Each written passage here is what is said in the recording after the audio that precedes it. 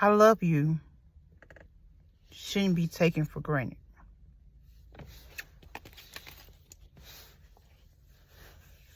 Now, my cup has been refilled. I just know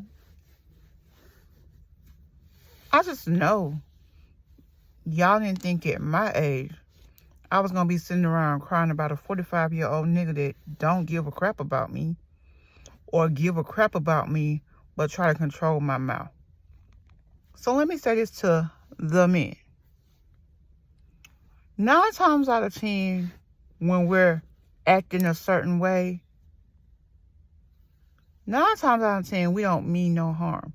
You will know if we mean harm. So the whole excuse about a man not being attracted to a woman because of her mouth, adjust her attitude. A woman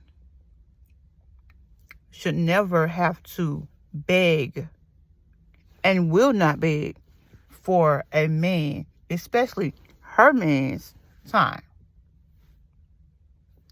So, with that being said, you're going to be okay. Let me tell you something. People are here to use you. Like, that's what it's about. We got the good side and the bad side. Okay? Sometimes we fall in love with the bad side. You can be submissive. You can be a thought 3000. You can be everything that a man needs. You could spoil your girl. You could love her to the utmost. You could open doors, present her with that. And it's never good enough for her. So with that being said, you could do whatever you want to for a person. It's going to be in their best interest to be like, dang, man, I got a real woman. Dang. For example, she nursed me back from COVID. Dang, she said she wanted to go to the drive-in, but because I'm dealing with whatever I want to, or I'm cheating or whatever, I'm going to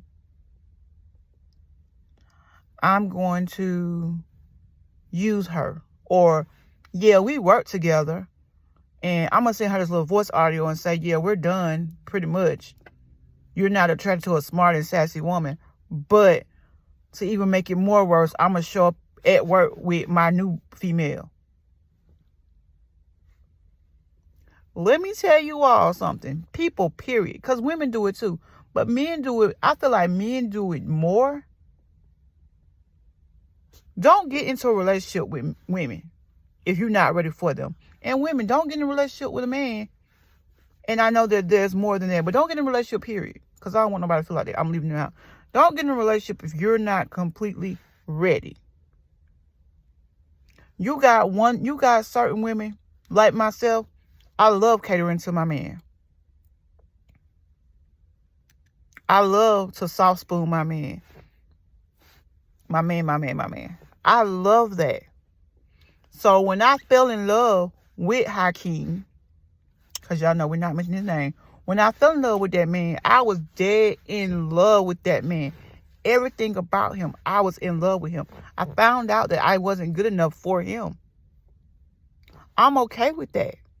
Because trauma, it's a lot of stuff that I realize now. That trauma that he got, no one is ever going to be able to conquer his heart. He's working for a company that don't really give a crap about him. But when I was trying to advance us, saying, hey, I believe in you so much. Let's start our own business together. And you basically spat in my face. You're 45. You've been doing the same job for 12 years. And it's just repetition. Your body breaking down on you.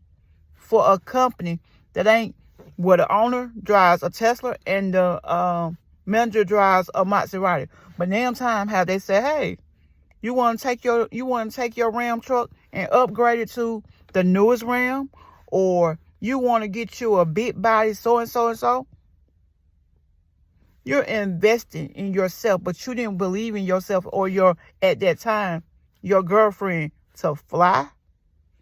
I literally had to check myself as a woman and go to another man and be like, did I do something wrong? And when I was told no, when I was told that I wasn't wrong for asking to spend more time with somebody that I was in love with, that I wasn't wrong for asking for small things.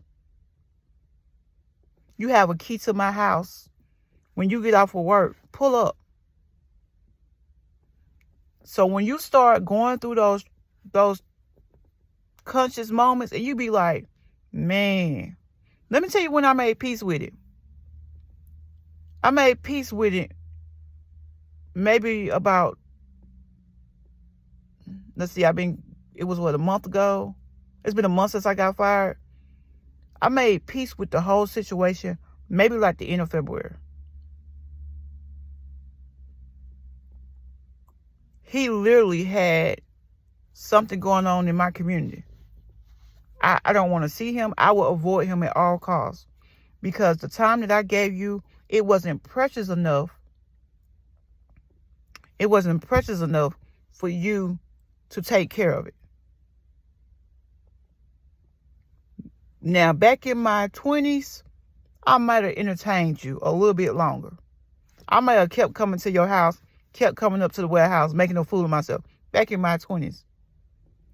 In my 40s, I don't care. I'm not holding my man accountable for what you did to me. It's actually helped my relationship with my man. I shut up now. 90%. If I talk to him in a way where, if I do say something, I try not to be smart or seem like I have an attitude. Usually we talk verbally. When you have someone on text message, of course, you could take it any kind of way. You could read it and be like, he got an attitude with me. And it don't always be the case. And for me, that wasn't the case. But it was going to happen anyway. He wasn't ready for me. With me being a Cancer and him being a Capricorn, he really wasn't ready for me. Because he never did pour into me like I need to be poured in. You got to know the signs, I guess. You have to know the signs of what you need. Because at the end of the day, you may conduct your relationship one way, and we may conduct our relationship a different way. Or you may conduct your relationship with somebody else in the past a certain way, but this is not what that person needs. For example, it's similar. For example, you got 4 children. You got 4 children. 2 of them mind you with no problem. 2 of them. All right? Then you got 1 that's going to get the job done, but they're going to get the job done in their way. Then you got that 4th child who just gets on your nerves. They try you at every level of being tried. They try you. But they all 4 yours, and you have to give each one love a certain way. Some children don't like you in their space. Especially if they turn a certain age, they don't like you in their space. You have to respect their boundaries. So same thing with the relationship. You can't handle your current relationship like you did your past relationship. You can't do that. Because being ignored, being fussed at like you were a child, it's really similar to being hit.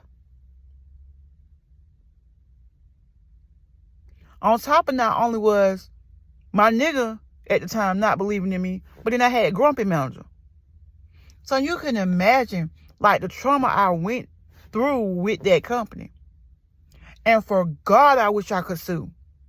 For God, I wish I could sue for all my pain and suffering. I'd rather have a baby than go back to that company. And we're going to talk about that later on. I got a revelation. And I hate that the one person who I could go to, I really can't talk to her right now. I feel like right now that we so far apart that I'm triggered by certain things. But I just hate I really can't talk to her. And I probably won't talk to her anytime soon. Unless something changed with me and my honey bun, like we're gonna go ahead and push the wedding up a couple of months or whatever. But let me tell you this: you deserve this. You know, I go to my counseling session this week. You deserve to have someone up under you. You deserve for somebody to get on your nerve and you be like, "But I love him. That's my little sting." Or I love him. I love her. Like you deserve that. You deserve that. Men too. And I'm not just saying it for the women. Men deserve that too. But if you have a woman doing everything you ask for and pouring into you, you're not going to find a better woman than her. If she's waking up out her sleep, investing her time in you, making sure you're good, making sure that you get off in enough time so you can watch boxing, do whatever, that is a wife. If you're a vegan or you're just a vegetarian and she's not, and she's learning how to cook meals and prepare meals for you, that's a wife. If she's calling you throughout the day, "Hey, are you hungry? Hey, I want something to eat. Do you want something to eat? No, you don't have to pay for it. I got it." That's a wife. If she's in the nail shop and she thinks about how you're going to like how she is presented, she's not, if she, hey, I got my color between this color here and that color here. And she's sending you the palette of 227 and 226. There are two different colors. If she's sending you that palette, she's looking for your input. That's your wife. And I now know that I had a man that wasn't seeking a wife. I now have a fiance that is seeking a wife, and I am her. So let me tell you this: if you're going through a situation, whether you're a man or you're a woman, get your musty behind up, comb your hair, brush your teeth, wash your face, put on some clothes, clean up your house, go to work in a better spirit, and go for it. I'm telling you from experience, twice. Now, the first one hurt it real bad. The first one hurt it real bad. But this one right here, this one took the cake. I would never leave my man again. Never. For nobody. And a lot of people say, you'll leave your man for yourself. You'll do the whole Tia thing. Me and Tia are the same size. With that situation, I feel like you knew what you was getting when you went into the marriage. Doesn't mean you have to stay in the marriage, but you knew what you was getting. So I'm never leaving my man for another woman or another man. Ever again. There's nothing out there for me, far as relationship-wise. I came, I conquered, I got slapped around. 2. 3, you don't have to like my man. I love my man. That's my best friend. That's my best friend. You can invite me somewhere.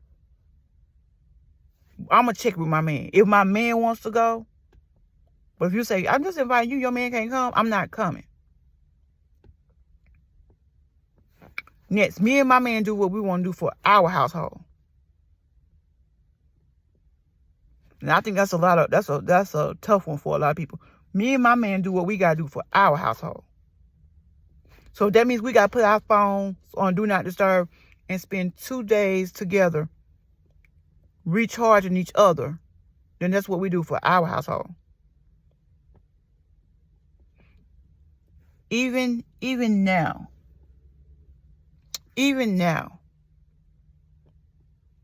we're not in a good situation yet. We both have this weird thing where he might lose a job 1 week, and a week later or 2 weeks later, then I'll lose a job, or I'll lose a job, and then it's like that. It's been like that for the last 3-4 years, where we've been going off that energy. Not trying to, but it just happened. I can't say, hey, baby, go back to art school. Not right now. I'm not in that position. Hey, baby, go to art school and you go ahead and get your degree and I'm going to hold us down. I can't do that yet. Or he can't say, hey, baby, go ahead and get your mouth done and recover from that surgery. And I got us, because I feel like it's going to take 2 months for me to get my mouth completely done and healed. And I was going to go to Turkey, but I'm a little nervous. But we're not in that position yet. So we do what we can. If I have a little extra and he's hungry, I try to feed him. If he has a little extra, he tries to feed us.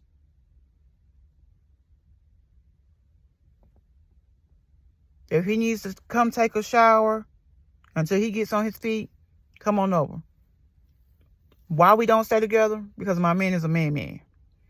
And what I mean by that is, he's not in a position, again, to financially take on the bills. And I'm not saying he will take them on by himself. But he's not in a position where he could take on the bills. I respect that. But I know my man. And my man can do anything he put his mind to. I've seen my man literally go from nothing to something to nothing to something. I'm going to really just tell you, my man is quiet and he big and tall.